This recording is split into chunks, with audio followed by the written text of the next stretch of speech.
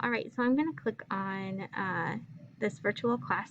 This drops me in the updates, but I'm going to click on materials over here on the left. The materials are going to get me right into what I need to see for the week. So if I click into a folder, it's going to show me all of the things I need to do for that week.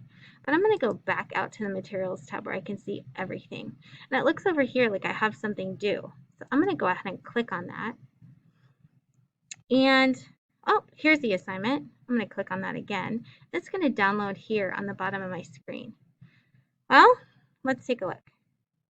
Looks like, doesn't look like anything that I need to do. So I'm going to go ahead and turn it in so I don't get any late work. So I'm going to click the Submit Assignment button that's right over here in the corner. Now when I click Submit Assignment, it's going to ask me to attach a file because that should be saved on my computer now.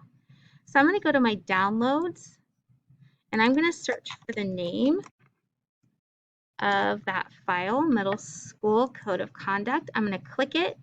I'm going to click Open and Submit.